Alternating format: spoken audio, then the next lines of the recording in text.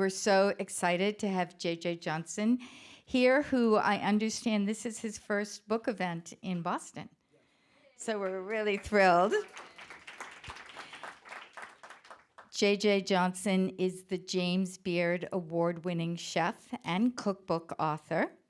He loves rice.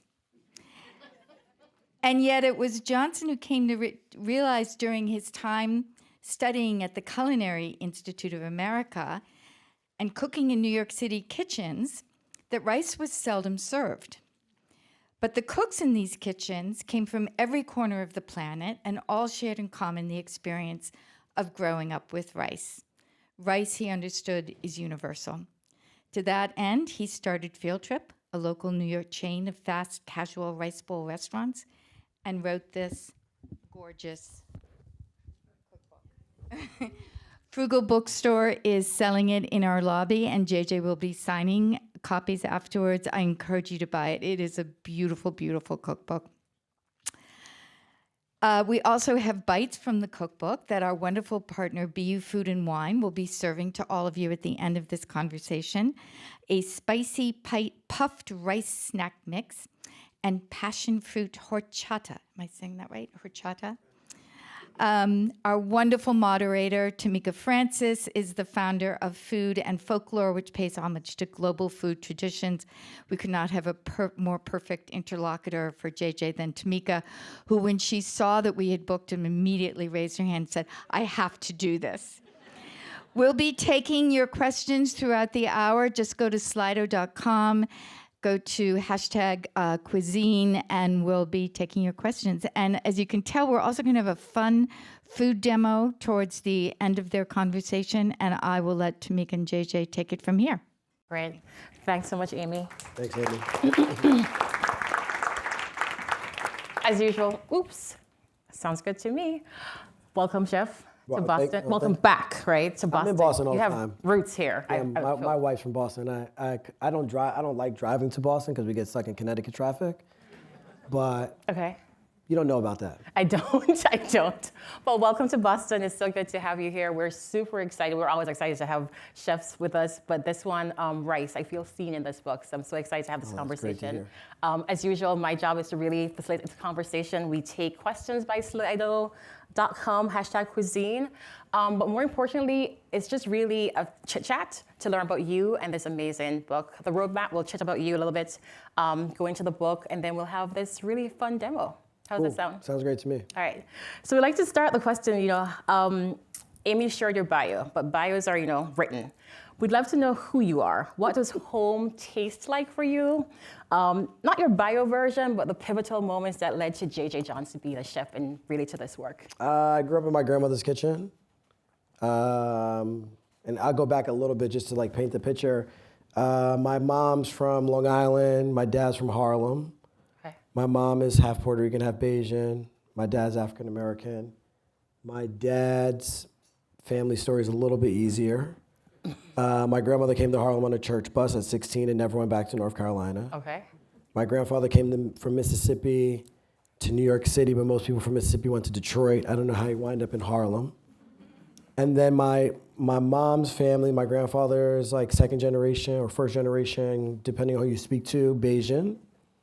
And his family came from Barbados, yes. Because some folks think Bayesian is Barbados. Barbados. His family came from Barbados and took him, but left the rest of his brothers behind and only thought they would stay in the United States for a couple of years, make some money, send some money back, but then they had another kid. And when my grandfather turned 18 years old before going to World War II, that's when he met his older brothers. My grandmother was born in Puerto Rico, and then as soon as she was born, they moved to the United States. Mm-hmm. My grandfather was one of the 100 black men to get the GI Bill. And without him, there would be really no JJ, because he gets a house in Long Island. He sells his house in the 80s. That one house becomes 3 houses. We all moved to the Poconos. And my dad commutes back and forth to New York City. And what is there? If you've ever been in the Poconos, there's not much to do there. So I grew up in my Puerto Rican grandmother's kitchen with my two great aunts. I step up on a milk crate. I'm peeling onions and carrots, so that's what I thought I was doing. Yeah. But what my grandmother did was really inject food DNA into me. There was always a long table, and there was great moments around the table. There was tears, there was arguments, there was a lot of things going on. But she was making everything from asopao to paella to her own chicken stock. Her and my grandfather used to battle dancing calypso or calypso and salsa. So there was a lot going on. And at a young age, I told my parents, I was like 7 years old, I told my parents I was gonna be a chef. They kind of giggled and laughed at the time. And then when like 13 years old came, I told my mother, I'm going to culinary school. And she sat me down and said, Black people have been cooking their whole life. Why do you want to cook? And here you are today. And here I am today. And here you are today. Yeah. So thank you for sharing that. I think I heard the English-speaking Caribbean, which is Yeah. distinctly English, right? So there's an influence there. I heard the Spanish-speaking Caribbean, so your Puerto Rican grandma. The American South, right? So 3 really top culinary influences in the Poconos. So definitely, The Poconos got no culinary. but that's where you Yeah. gel, like, put it all together. There's this term about a melting pot of America. I don't tend to like it, but it's like the Skittles, right? There's so many things put into your culinary experience, so really good to share that. So what part of that story brought you to rice in particular? Well, you talk about, you say Skittles, or the melting pot. I cooked in Ghana in 2011. And when I went to go cook in Ghana, I was there to cook American-themed dinners. I went there with Alexander Smalls, who I wrote the first cookbook Between Harlem and Heaven with.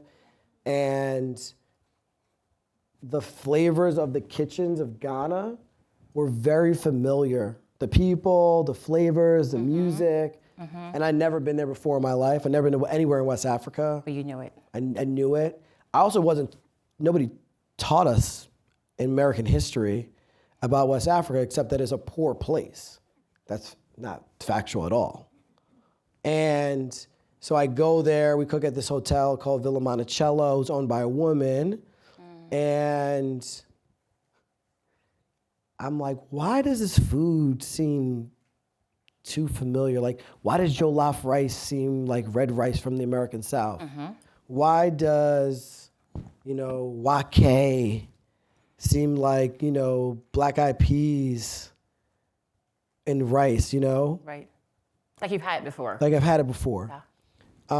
And that's when I realized when I came back home and talking to my mom and picking up an encyclopedia that I was a kid of the African diaspora. And nobody ever taught me what that was because I was raised through my father that I'm a Black boy.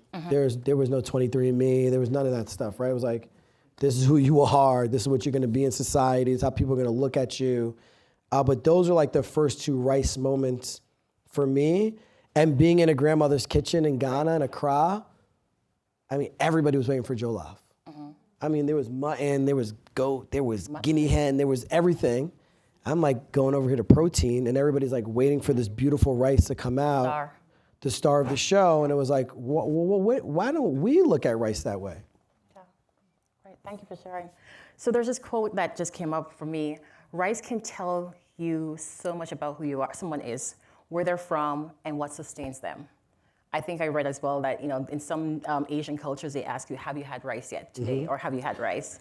So I like that. It's a greeting because it's familiarity. And when you were in Ghana, you felt that and you saw that. Yes. Yeah. But also at Fieldtrip, the slogan at my rice restaurant, Fieldtrip, is I say rice is culture. Right? So I could literally go around the room and ask everybody here, what rice dish did you grow up on? You grew up on peas and rice or rice and peas?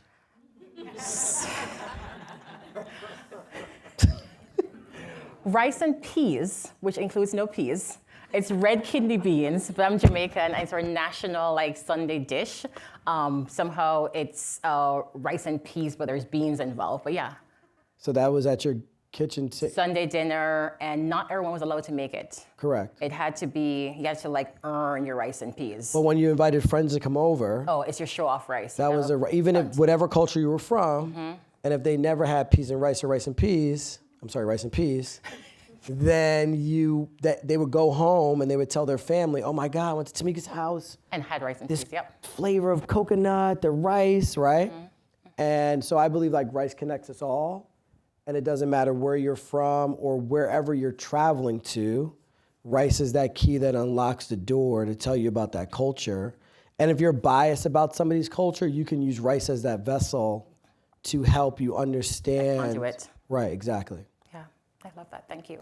So you mentioned Fieldtrip earlier, your restaurant. Can you share the concept for folks who probably already know this, but I want to talk more? Fieldtrip is a rice bowl shop. We have 3 locations in New York City. The OG location is in Harlem. We have one in Rockefeller Center and one we just opened up on Upper West Side, right in front of Columbia University. Rice is the star. There's 6 rice dishes, 6 rice that we cook, everything from jollof to fried rice to black rice to sticky rice. You can't build your own bowl, but you're basically on a field trip. You can go anywhere in the world. Or based on the travels of the places that I've cooked, everywhere from Singapore to Israel to India to Ghana and a bunch of other places. And the goal for me of opening Fieldtrip was like making sure people understood that rice in America was a cash crop at one point. And the second part was that we're giving you a better for you product initially in a neighborhood where people don't have access to that at an affordable rate. So, fast casuals at that time in Harlem were McDonald's, Chipotle, Wingstop, Popeyes. Right. And then there's like us, and there's a lot of other, fried chicken joints. Right. And giving people a conscious moment to be able to choose better 1 or 2 days a week. In Rockefeller Center, it's basically the same thing. There's a group of folks that can't afford to eat in Rockefeller Center that work around Rockefeller Center, Right. MTA workers, construction workers, Low-wage earners. right? But they can come into Rockefeller Center and eat Fieldtrip. And feel that familiarity of what Correct. they have at home. perhaps. Exactly. And you see, like, if you go on a Fieldtrip, it is a place that has a very, this looks like everybody here, a very diverse group of folks that are walking through the door that really love food. Very different than any other fast casual chain that you see that is growing in America right now that is better for you. I'm not gonna call out their names, but y'all know what I'm talking about. So you mentioned just now the American South and rice growing. Let's go there. I'll share with you, a few years ago, I took a trip, my family's in Georgia these days, and discovered the American South. I went to the Low Country, and I was surprised what I learned about rice growing. You want to talk a little bit more about Carolina gold rice, for example, and just some of the rice traditions that came to the American South? Yeah, I mean, when I wrote this book with my co-author, Danica, Danica's half Chinese, half Russian, and we got to a point where we were clashing. And I said, Carolina gold rice came to America in these stories you hear about with women braiding rice in their hairs or sewing it in their clothes. And she's like, I can't write about that. I can't find that anywhere. I can't find it anywhere. I've talked to my friends. I've go to the library. I've encyclopedias. I searched the internet. I can't find it. How are we going to write about that? And I said, well, Black history is based on whispers and hymns. There's not enough. Oral history. Right? Yeah. There's not enough of it. Who was actually writing about it? We're literally learning about most of it right now in modern history and trying to go back in time to course correct. And Carolina gold rice is that grain, which is a derivative off of Glamourima oryza, which is, if you go back, the original place of rice was West Africa that was supplying our rice to the whole world. And then when climate change took effect in West Africa, they then took the seeds and went to China and said, hey, can you grow this rice for us? The Chinese realized they didn't need West Africa anymore because they had enough water and supplies and manpower to grow the rice. Why, when we all think about rice, we think about Asia first. And Carolina gold rice is America's rice. The same way as basmati is India's rice. But the problem was when enslaved people were free, colonizers didn't want to give them the land, so America didn't know how to grow rice anymore. Why you see Carolina rice in the supermarket, and it says 1913 or 1916, is because Americans, that's the only rice they knew about, so they couldn't call it something else. So they call it Carolina rice, and everybody thinks that's Carolina Gold. Rice, right. It's a native rice. Yeah. But there's a lot that's been done to that rice, right? It's been enriched, it's been bleached, it's been parboiled, right? And I know parboiled is a tradition from West Africa to preserve the rice, but here we don't need to parboil rice. There's no need to do that, yeah, right? Right. And Carolina Gold rice was a cash crop like cotton, like gold, and even the derivatives off of Carolina Gold rice, red rice, right? And at one point in American history, red rice wasn't allowed on the table. We all know the story about Thomas Jefferson going to Italy and trying to get rice because it was a cash crop to grow it, but he couldn't get the rice from Italy, but he still got rice because he realized that his enslaved people were eating red rice on the table, and he was trying to figure out where that rice came from. And then he put his name in front of the rice, which you can go purchase Jefferson red rice. And then that's why it became a cash crop. So America's enriched in rice culture. Rice culture, yeah. If you know a crawfish or crayfish farmer, they grow crawfish one time of the year. They grow rice the other time of the year. Patties, yeah. Right in the patties. If you know a duck farmers grow rice because ducks eat rice patties. There's a great duck farmer right here in Vermont that grows amazing sushi rice that he's been trying to get on the market that ducks are eating. So in our backyards, in most places in America, there's rice that we just don't think about because the media has brainwashed us not to look at rice in a very positive light. Rice is made of gluten, I've heard. It's not good for you. Yeah, the rice we consume isn't good for you. Yeah. So really, I mean, I paused for you to tell that full story. I mean, this book definitely has an amazing story of the Carolina Gold rice, but also the story of, we shouldn't say either or. I mean, rice was found in Africa and Asia, but really unpacking the story of how both rices are distinctly different and have really evolved differently because climate, right? And also culture and people and how it's used. So definitely. You mentioned Vermont earlier about rice growing. Martha's Vineyard. Yeah. Tell me. The Dutch grew rice. Who? What? The Dutch grew Carolina Gold rice. Here in the vineyard. They grew it in the vineyard. Cash crop? Was it for subsistence? Yeah, it's grown in Martha's Vineyard at one point. It's grown in Hudson Valley. The same people that grow Carolina Gold rice in Martha's Vineyard grew it in Hudson Valley. And you're going to start to see a big change in rice in modern day over the next 5 to 10 years as Arkansas produces the most rice. We can go down this whole rabbit hole about climate change, but you're going to start to see there's a rice farmer in Hudson Valley now that's considering to go back to Martha's Vineyard to grow rice. But the owner of Anson Mills lives in Martha's Vineyard half the year, and you can get Carolina Gold rice all over Martha's Vineyard. It's one of the places in the north that consistently have Carolina Gold. Rice, yeah. And Anson Mills is in South Carolina, and they've been preserving seeds for some time or saving seeds for some time. Yeah. So let's kind of shift. I love the history. Thank you for sharing that. Again, if you don't yet have a copy, it tells the amazing story of both the global story of rice, of the travels of rice, but also right here in America. I like to hear those Southern stories because very often, as you said, we don't hear those stories here. Let's go back to the plate. When you're in a restaurant or your travels, and what does it feel like when rice isn't a star? It's a side dish. It's a thing that comes on the... Are those your feelings? What restaurant is rice a star? And I mean, we can say it, right? They're stars in migrant mom and pop spots, right? They're Mexican restaurants, Korean, Asian, West African, Southern restaurants. They're the star.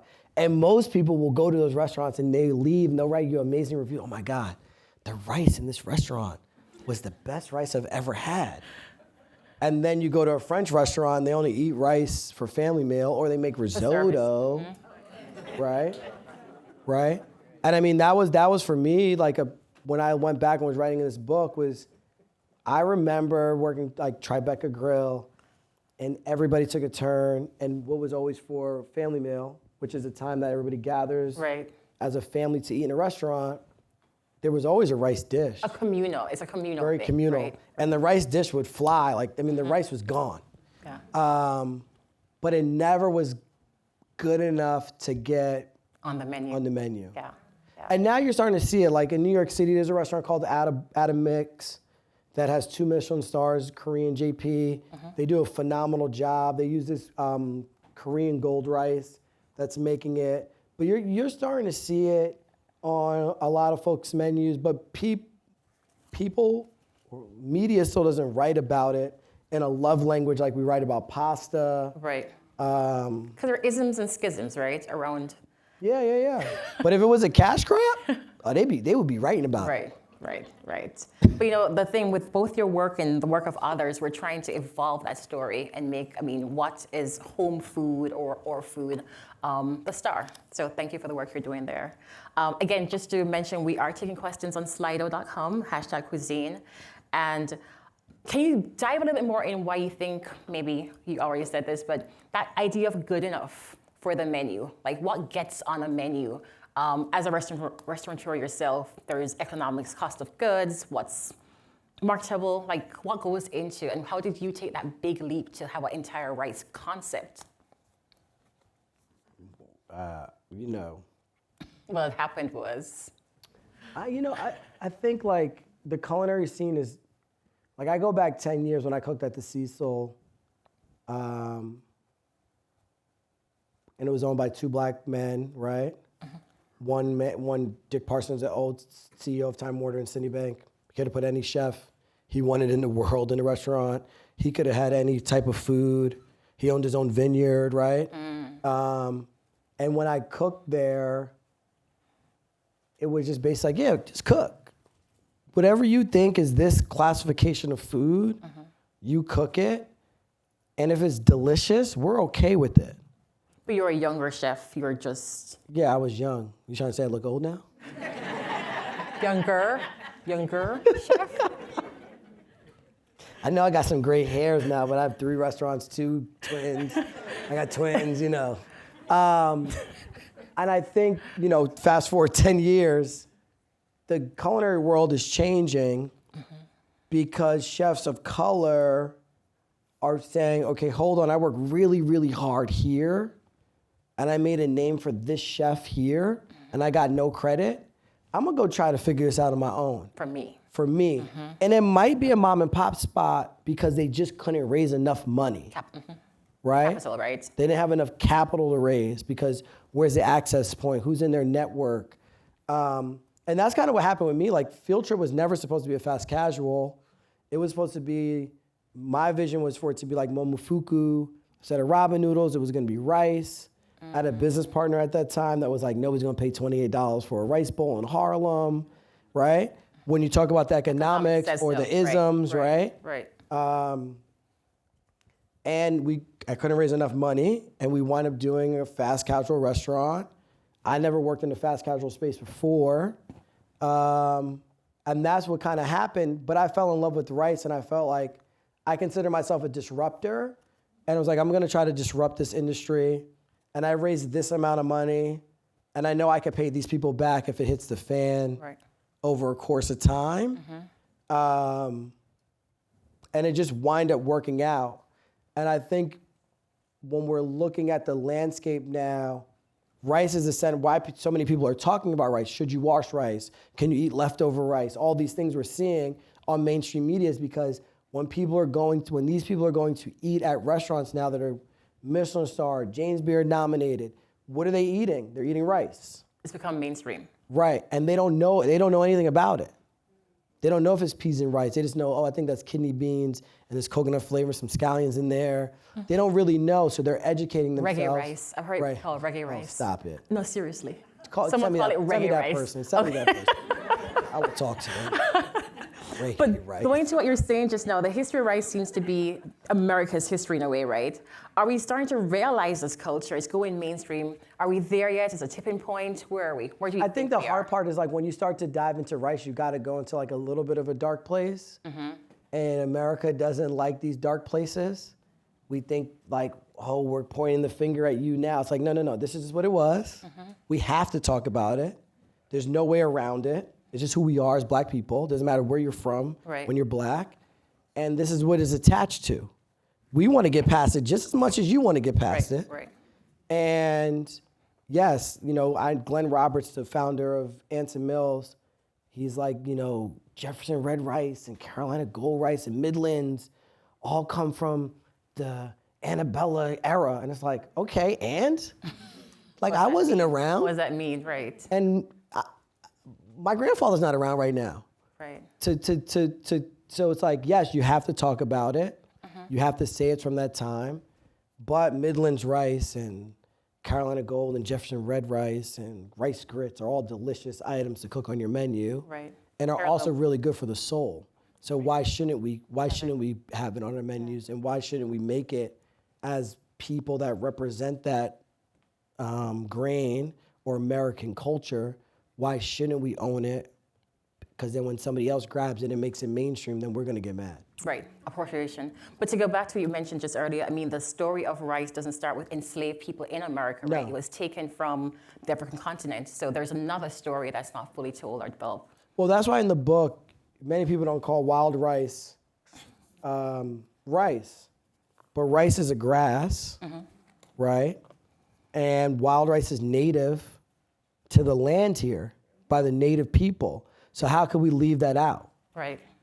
Right? So why you see it's not a big section, but you see a small section in the book where we start to talk about wild rice and it's native to the land, is how it's grown, where you see it, what part. People try to challenge it, but I mean, they don't know nothing about rice. Yet. The promise of things to come. Washing rice. Let's get into technicalities now about rice itself. Preparing rice, cooking rice. You wash your rice? Of course. Okay, I just want to make sure. Well, I feel judged.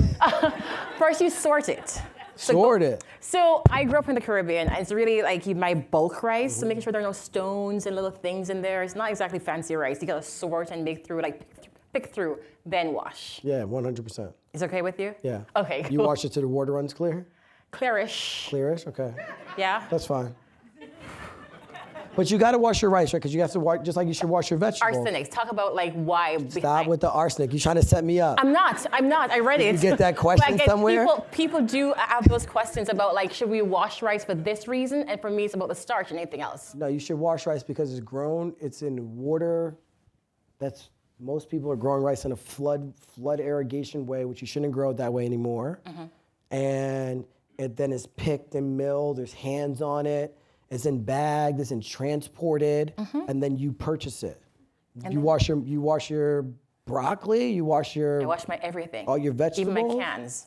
Yeah, like you rinse your beans. Yes. So people are like, oh, you need that starch. No, rice has so much starch. That's just one initial part of it coming off. It's gonna be okay. Okay. So you were on the milk carton, starting to make your rice. You're washing your rice. Yes. Right, milk Correct. carton, right? Or milk crate. Right, a milk crate. You're washing your rice. What's the method? What was that method or traditional method that you learned? I learned that you just kept with your hand going like this. I think that's why I was like a little kid in the sink. The water's getting on my face. Okay. Now you have these nice fancy colanders. You put it in there. You let it run. You shake it. You let it run. But I make my kids wash the rice like that. It gets a little crazy after a while in the kitchen, but I kind of set myself up for that, making them do it. But again, they're learning the skill that you learned so many years ago. I think some of I don't know. I think every chef wants to cook like a grandmother.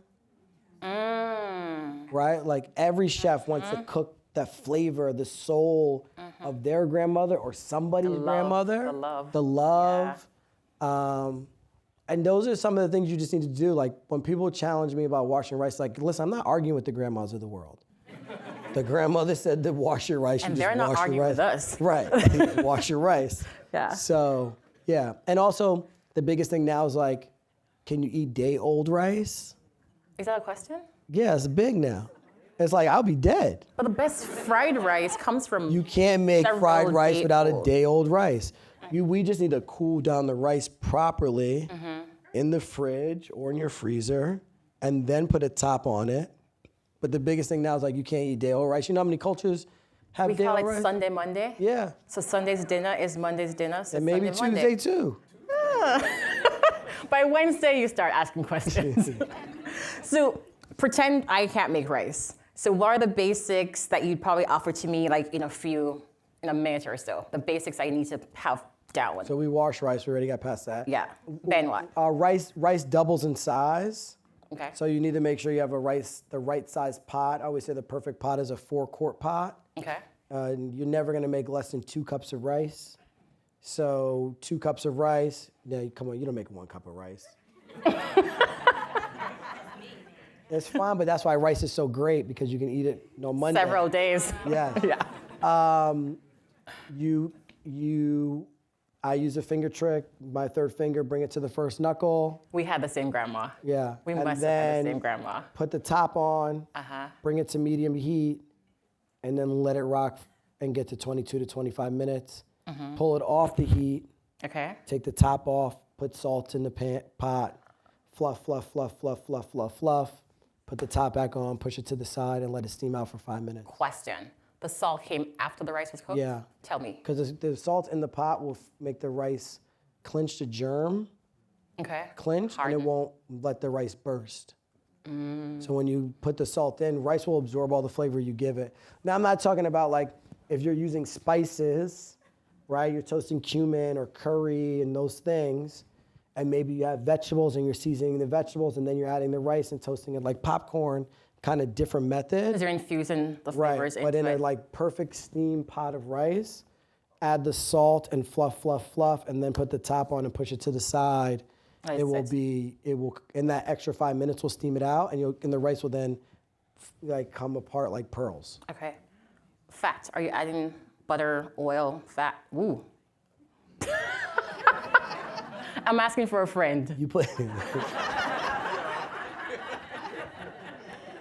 you put butter in your rice?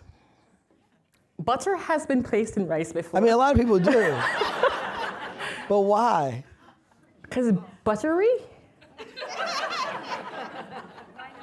I mean, you don't really need, I think a lot of people put butter in their rice is because they didn't season it well or wasn't cooked enough. So you're trying to get that fat to coat the outside layers. It's not a bad thing. I think the best fat to put in rice Tell me. is when you roast chicken and you have all that chicken fat Dripping. and then you pour that on top of the rice. That's the best fat. Okay, you've upgraded the friends. The friends are okay The now? friends upgraded now, okay. Rice cooker or pot? Rice cooker's a new toaster. You're cool with a rice cooker. Okay. Yeah, most basic kitchen. Yeah, like the toaster. Like my mom, when the toaster came on the market, You had to have everybody had a you had to have toaster. a toaster. Then you went back to a toaster oven. Then you went to a toaster. I think a rice cooker is something that allows you, like if you're a box rice, like if you're trying to leave box rice, As in those pre-seasoned. Pre-seasoned. Okay, the starter packs. you can go to a rice cooker and make your own box rice. And we talk about that in the book. You can put the za'atar, Mexican rice, Spanish rice, Like spice packs. spice pack, make your own spice pack in a freezer bag, dump it in there, and then put the top down, and then you'll get your perfect box rice that you don't have to potentially worry about. And that's a great way for you to upgrade. And also, like if you're on a run or you don't have enough, like you're cooking a lot for somebody and you don't feel like, or for like a family gathering, you don't feel comfortable putting rice into the oven, I'm supposed to ask you. you can then go to the rice cooker and then it allows you to have space on the countertop. So rice cookers are cool. And the oven method is large scale. Yeah, that's like you cooking My friend cooks. and you gotta go to the oven. Okay, It works, it worked. Good. just Who don't would you stir it like pasta. Because you're releasing. Yeah, everybody does that. I forgot to tell you that. Just don't, you in the 1 cup of rice, don't stir it like pasta. Don't stir it, no fat. Yeah, it's like that friend you have that you're talking Yeah, about with butter. You wanna just, rice is your friend that like you hang out and then they don't wanna be bothered for a little bit. Let them, Let them just be. chill. Let them be. Let them be. Yeah, let it be. All right. What's the best, from recollection, the best rice dish that you can recall? Who was there? Wow. What were you having? What were you wearing? No. The best rice dish? Or most memorable, rather. I think the most memorable moment around rice was David Chang came to Fieldtrip. Sorry. And he's like jumps behind the line. And he's like, yo, man, this is set up like a real restaurant. This is not set up like a fast casual. And he's like, oh, let me take jollof. Let me put peri-peri sauce on top. Let me put pickled red onions. And like he made his own bowl. And he starts eating. He's like, yeah, you're holding this brand back. Like you need to unlock the flavors. There's so many flavors here. And he comes in New York all the time. He like pops in the Fieldtrip. He kind of like has his thing. But it was like a really cool moment as like a person that I think he's a guy that really understands food and respects culture. That was like a great moment, early days for Fieldtrip. And then I think the best moment around rice, I was in Singapore with my wife at a hawker's market, and we had Hanan chicken, which is basically boiled chicken. They use the broth. They give you all your condiments on the side and steamed rice, and you kind of eat it that way. We have it in the book. Okay. When I made it for the first time, I was like, why do they boil the chicken and throw away the dark meat? Why? I don't know. Oh, okay.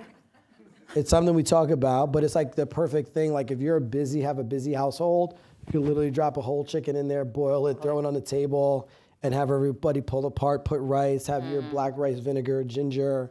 But it's like one of those dishes that it doesn't look appetizing, but it tastes Delicious. phenomenal. Awesome. Yeah. And what I like about this, there are dishes here that are like your starter pack. Boiled rice, the basics, different kind of spices, and then you go into salads, for example, and cold rice, and sweet dishes, for example, upgraded Rice Krispies, elevated Rice Krispies, for example. So definitely there's a variety of options here. We have an audience question. What are the varieties of rice that have a particular cultural significance that you can think of? Black rice, which is Chinese Tribune Emperor's rice, which means that when you were an emperor in China at one point, you had black rice. That's how people knew you were emperor. Why we then got forbidden black rice is because people were dyeing rice to try to figure out, to try to say they were emperors. Why you see forbidden black rice come on the market. Italian pilgrim rice is the original grain to arboreal rice. The Laonese people made sticky rice, and during the war they taught the Thailand, Philippines how to grow sticky rice so they could be free or go fight for with the Americans. Oh, wow. There's a beautiful Laonese family that grows rice in West Virginia. So there's a significance of rice all around the world. So it's more economic. I'm hearing class, I'm hearing mobility, I'm hearing definitely the idea of this culture, like it has belonging, like in people's Yeah, I mean, like histories. India, like basmati should be like a DOC. Like people in America grow basmati rice and call it basmati, but it's Mississippi like wines. mati, It or has the soil. it's Tex mati, but it's the soil, mati. it's aged, and most of us eat basmati rice thinking that it's real basmati, but it's not. Like fake champagne. No. Yeah, kinda. So definitely the terroir or the soil really speaks to basmati. That's for why we example. talk about the terroir in the book. Like, there's real terroir when you're growing rice. Yeah. Something that stood out for me as someone who has interest in like soil science is that rice has memory. Yeah. The idea of memory of a particular seed, for example, if they've been flooded before, they adapt to that. That really speaks to me that rice really is that crop. Yeah, I mean, my most vivid memory around rice, besides my grandmother's kitchen or my mom's kitchen, was a young kid I grew up with, Matthew Davis, who was Korean. We used to play basketball together, but we would go to his house on the weekends, and his mom would make rice. She would put some type of vinegar on top of it when it was done, and I remember it. I can see it. I can smell it. I can see it right now, and it was one of the most epic rice moments of my life, and I would literally tell my parents I wanted to go there to play basketball, but I just wanted to go there to eat his mom's rice. Yeah. Not a bad deal. Not a bad deal. Speaking of basketball, there's this conversation about white rice, brown rice, and health around rice. Does it really matter per se? And what's your thoughts on? White rice and brown rice is its own species. You it's don't not mill. stripped down You don't version. strip the brown rice down to get to white rice. That's false. It's its own species. I think when we think about rice, you should think about rice in like whole grain. Like, can you get a whole grain rice similar to farro or barley or lentils, or quinoa or fonio? You want to look for whole grain rice, and I would say The closest to its source. It's natural. right. Yeah. And I would say the first step for everybody is like stop buying enriched, bleached. It has vitamin D. No, it doesn't. Okay. Parboiled rice. I'm telling you, that will cut out like 85% of the rice aisle. And you will then go to like, you'll see like a couple brands. It'll be like Lotus, Lundberg, and probably somebody local. But it's a marketing, right? They put enrich, it suggests that it has more. Yeah, remember, they're enriching the grain. They're steaming the grain to add in everything they stripped away from the grain in the mill process. Why, when you like taste, like if you eat, has anybody had Carolina Gold rice before? Right, when you eat Carolina Gold rice, it's a firmer, nuttier bite where you're like, this is kind of like really hard in comparison to a rice grain that we typically eat. I mean, that was hard for Fieldtrip in the early days. Like, people would come in. To be accustomed to. Oh, yeah, I remember the first guy coming into Fieldtrip getting black rice and then spitting it out on the street. And I'm like running to him after the street. He's like, yo, homie, you gave me hard rice. I'm like, hold on. That's your Harlem accent right there. Slow down. Like, we're arguing in the street on 116th Street about rice. And I'm like, hold on, come back. I'll give you your money back. Maybe I should have gave you another rice. He's like, I'm never coming here again. Then he finally comes back a couple months later. We kind of talk it out. But it also made me realize I needed to cook the rice a little bit longer, right? Because it's a firmer grain to be more approachable in that early on days of. What are some of the lessons you've been learning? I mean, again, you're bringing, Fieldtrip. I love the name, Fieldtrip. Definitely, so it's global rice dishes, and folks are trying on, right? So different kind of rice varieties. Are folks receptive? It's been a few years now, 2019. It's interesting. Yeah? Tell me. Tell us. I think like outside of New York City, the Fieldtrip is going to be respected more. Okay. In New York City, especially like in finance culture, I can hear guys, oh man, I could just get this on the street. I'm like, first of all, you can't get that Halaga cart, right? But the reference the quality point you're is sourcing. No, the flavor, like, oh, that's just like Halaga's white sauce, red rice, chicken, right? Because they're just eating food. If Halaga's told people in the finance district that was Muslim food, all those people would burn. They'd be like, what? Marketing, yeah, the language. I commend the halal guys, right? But like, that's what it is. So I listen to them on the line, and sometimes I'm like, no, it's not. Like, we ethically source the grain from a farmer. Same thing that Sweet Green does. Right. And bring it here. That comes in thousands of pounds a month. So it's a storied dish. It's a story, right. So I think that's the hardest part for us, and we're always trying to figure out how to unlock that. And I think that's just like over time, I'm very thankful for the spaces that we're in. But when we see folks, like especially like I'm using Rockefeller Center or Harlem, when buses pull up in Harlem and they're from another place, people like devour the menu. They're ordering multiple things because they're from different parts of the world, and most people around the world eat rice. Right. And it's very comforting to them when they're here in the United familiar. States, and it's very familiar. Or if they're from the American South, California, Right. Detroit, it's very interesting watching the pockets of people and who enjoy the flavors. Where in New York, I think people just have access to a lot of stuff that makes them really get confused from time to time. At different price points too. Correct. Yeah, cheap, lower price points. So many rice dishes Black Americans eat, for example, have been passed down to tradition. Would you say there are any rice dishes that are from the north? From the north? Up here, do we do rice? Up here? Detroit is north too. But that's a different north. I'm trying to call in all the north. I mean, we do like a braised chicken and rice dish with wild rice to pay tribute to the north. We do like a lemony chicken soup dish to pay tribute to the north. But I mean, like, there's a lot of Southerners in Boston. Yeah. There's a lot of people from like Alabama, Tennessee. Tennessee, yeah. So yeah, there's plenty of collard greens, black eyed peas, and white rice getting eaten on New Year's Day in this community. Right. Lucky. Lucky, yeah. But yeah, no, I think that's the greatest thing about rice is like we could probably sit. You have me thinking now. We could probably sit here and take a place like Tennessee or Alabama and say, okay, what rice do they eat? Mm-hmm. And then kind of like, okay, and then see those people that kind of trace them here and trace them to this pocket of Massachusetts, right? Like you go to Lynn, they're eating a lot of rice in Lynn, right? Mm-hmm. So sure. What's that next? You're like, oh yeah, for sure. I went to Lynn just now. I went to Lynn just now. So I think like there are definitely pockets of Massachusetts as a whole where people are eating rice. Yeah.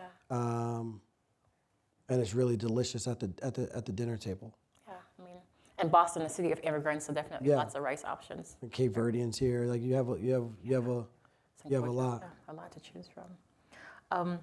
We're gonna transition pretty soon into the demo. Still inviting questions from the audience. Come on, y'all. Got any questions? Throw it in now. It doesn't just have to be about rice.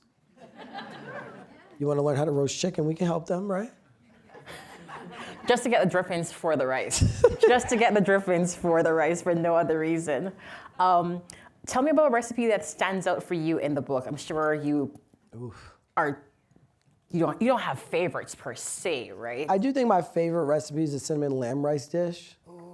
I'm a big lover of one-pot dishes. Like you take the ground lamb, you render it out, you toast the rice in the fat, you finish it with dates and pistachios and peas. It's like one of those dishes you could throw in the middle of the table like Thanksgiving or a large gathering. But I mean, for me, this book was supposed to come out a year ago, and when we submitted it, it got declined from our editor. He said, oh, JJ, y'all can do better than this. And the book was divided in regions of the world. Mm-hmm. And what happened was there's some bias or familiarity where there was more Caribbean, West African, Southern, Middle Eastern, Asian dishes. And then it was like, okay, so what about all this? The rest of the... What about all the other world? Mm-hmm. So then we took a step back and we based it off emotion. Because rice is very emotional. Mm-hmm. Mm. And we basically said you can eat rice every day, weekdays, breakfast, brunch, dinner time, sweet celebrations. And that's how we developed the book around. And also, like we were talking earlier, you were talking about, you went to Uganda, right? Yeah. Mm-hmm. Yeah. And you started talking about this rice dish. I want you to tell the story to everybody because I think it's a great story. And I was like, why isn't that dish in my book? And that's what happens. I talk to folks like you who love rice, and we start to think about all the rice dishes that are missed. And there's so many. I think like 50 rice dishes didn't make the book. Wow. Well, that was the next question. What recipes got cut from the book and why? Well, your recipe was definitely cut from. Okay. Well, didn't make. I didn't know about it then. Next time. Can I go back, very personal, to that lamb rice dish? Yeah. Could that have been goat? Egg. I had to ask my friend. You got ground goat? My friend's asking. Ground goat for sure, yes. Yeah, your friend's asking? My friend's asking. I want to meet this person. But could that have been goat? I think it could be goat, it could be ground beef, it could be chicken, it could be plant-based meat. Okay. It's like one of those things that's I mean, that's the beauty of like, I think good recipes. It's a foundation. And then as you make it the first time, you can then alter it. If you don't like pistachios, you might go to peanuts or cashews. Mm-hmm. Or you don't like dates, you go to apricots. So I think there's many ways around it. But yeah, you have a connect for ground goat? I do. I got really excited there. Goat's my thing. My thing. I mean, it's one of those things where like, I think it's a beautiful item to cook. Oh, yeah. And my new favorite cut of goat is goat chops. Chef. And it's so hard to find. Chef. But now I know you could get ground goat. You could definitely give me goat chops. My notes said we should, no, definitely goat. But before we move into our demo, basics, again, it sounds like I'm hearing you say, learning some of the basics, you can switch things out, right? So the recipes are approachable. Yeah. You can move things around. But getting that basic white rice, for example, down might be a nice place to start. Well, yeah, if you don't cook rice well, the simple art of rice will help you cook rice. If you cook rice well, the simple art of rice will make you cook rice immaculate. The book starts you off just with a simple pot of rice. It gives you some ratios. It gives you the finger trick. And then after you graduate out of just the simple rice recipes, then you can go to the first recipe in the book is curry chickpeas and with the fried egg on top. And the next recipe is my great auntie Lane's peas and rice. Sorry, peas and rice. It's okay. And that's how the book kind of takes you, and it's simple because it's only a little bit of ingredients. Then as you start to go through it, you're in gumbo, you're in Liberian jollof, you're in feijoada, you're in paella made in a cast iron pan. Tomato. You're in a lot of different things now, but you know how to make rice, so you can then go there. Or you can have horchata, you can make horchata, things of that nature. We're going to transition into our demo, but I've also lost my connection, so I'm going to work on that. So this is for the people that make, that have leftover rice. This is your Monday rice. Or Wednesday, Or Wednesday. Yeah. This is, So what's this recipe called? this is a black rice salad dish. Okay. This is black rice, this is not Jean-Jean. It's not the mushroom-based, No, primarily this is Haitian rice. It's just black rice. Black rice, grown black, milled black, cooked black. It doesn't change its color. It's actually one of the best rice for you all to eat and consume. It helps with diabetes. It has vitamin B. Naturally. It's very natural. It's whole grain rice. And I love this rice because it will absorb all the flavor. So you can fry this rice. You can make it sticky. There's so many things you can do with it, but I love it in salad. What's the taste like? Is it nutty? Is It's nutty. If I had a spoon, I would feed it to you, but We don't have a spoon yet. no, not we'll yet. have one soon. So over here is just like a basic coconut dressing. So highly fat coconut milk, Full fat. full fat. You need that. Some ginger, That's grounded ginger. ground. Some honey. And if you don't like, Could that be maple syrup or something? it could be maple syrup You're not sure. if you want it to be. Okay. Some seasoned rice wine vinegar. And what I mean like seasoned rice wine vinegar, it has a little bit of sugar, has a little bit of salt, freshly squeezed lime juice, some salt, and then you just grate some orange zest Right. here, right? And It's a good zester. yeah, it's a great zester. You brought it. BU's culinary arts program. And then Okay, so that's your basic yeah, dressing. mix this up for me. Of course. And a little bit of black pepper, Okay. Black pepper. Good. okay? And then over here, you can go many different ways. This dressing Thank dressing you. has some sweetness to it. It has some fat to it, not butter fat, but fat from the coconut milk. And that's really important when you guys buy coconut milk. You want to buy coconut milk with high fat content. Full fat. Right? And you could take that can of coconut milk if you want to, and you could put it in your fridge. Oh, great job. Thank you. You could put it in your fridge, and you could let the coconut milk kind of rise to the top, and then you can spoon the fat out, and then you would get the coconut kind of milk or water at the bottom to kind of separate it if you wanted to do something like that. And So the cream on top the is cream on used, top, and then the yeah. rest. Okay. So then over here we have our black rice, right? And this was just cooked. Cooked. Seasoned after. Seasoned after. We have some scallions, some endive. I love endive. And of course you wash that, right? What? The rice. Yeah, of course. I'm just checking. We washed this rice. We did. BU washed the rice. Trust me, BU did wash the rice. Some mangoes.